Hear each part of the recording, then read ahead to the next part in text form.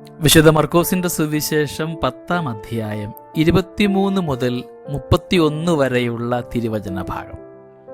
മിശിഹായെ അനുഗമിക്കുന്നവർക്കുള്ള പ്രതിഫലത്തെക്കുറിച്ചാണ് സുവിശേഷം ഓർമ്മിപ്പിക്കുക. ഈശോ ചുറ്റും നോക്കി ശിഷ്യന്മാരോട് പറഞ്ഞു, സമ്പന്നൻ ദൈവരാജ്യത്തിൽ പ്രവേശിക്കുക എത്ര പ്രയാസം. സമ്പാദ്യം ഒരു ഉത്തരവാദിത്വമാണ്. നമ്മളെയൊക്കെ ഏൽപ്പിക്കപ്പെട്ടിരിക്കുന്ന ഓരോന്നിൻ്റെയും കാര്യസ്ഥരാണ് നാം ഓരോരുത്തരും. ഒന്നും നമ്മുടെ സ്വന്തമല്ല.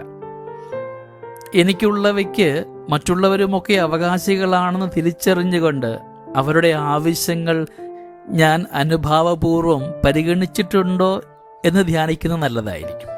സമ്പാദ്യം, പണം പലപ്പോഴും നമ്മളെ പലതരത്തിലും സങ്കടപ്പെടുത്തുന്നുണ്ട്.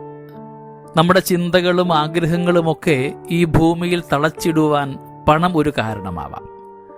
നാളത്തെ കാര്യങ്ങളെ ക്രമീകരിക്കാതെ ഇന്നുള്ളവയിൽ ആനന്ദിച്ച് സന്തോഷിച്ച് മുമ്പോട്ട് പോകുവാൻ പണം നമ്മെ പ്രോത്സാഹിപ്പിക്കാം. ലൗകികമായ കാര്യങ്ങൾക്ക് വേണ്ടി മാത്രം ജീവിക്കുന്നവരായി മാറാതെ നാം ധ്യാനിക്കേണ്ടത്, എൻ്റെ അന്വേഷണങ്ങൾ കൂടുതലും ലൗകികമായ കാര്യങ്ങൾക്ക് വേണ്ടിയല്ലേ, ആത്മീയമായ കാര്യങ്ങൾക്ക് വേണ്ടി ഞാൻ എത്രമാത്രം പരിശ്രമിക്കുന്നുണ്ട്. അടുത്ത ഒരു തെറ്റായ ധാരണ എല്ലാം പണം കൊടുത്തു വാങ്ങാം എന്നുള്ളതാണ്. ഈ തെറ്റായ ധാരണയ്ക്ക് സമ്പത്തൊരു കാരണമാണ്. ജീവിതത്തിൽ നമുക്ക് ഏറ്റവും അത്യാവശ്യമായ കാര്യമാണ് സ്നേഹവും സമാധാനവും സന്തോഷവും. ഇതൊരിക്കലും പണം കൊടുത്ത് വാങ്ങുവാനായിട്ട് സാധിക്കുകയില്ല. അതുണ്ടാക്കാനായിട്ട് പണവും ആവശ്യമില്ല.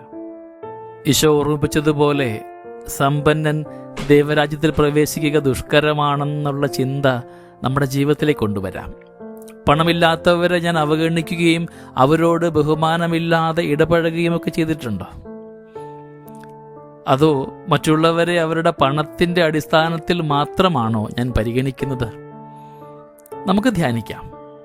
ചുറ്റുവട്ടമുള്ളവൻ്റെ സങ്കടങ്ങളിലൊക്കെ ക്രിസ്തുഭാവങ്ങൾ ദർശിക്കുവാനായിട്ട് എൻ്റെ മനസ്സ് ഇനിയും വളരാനുണ്ടോ?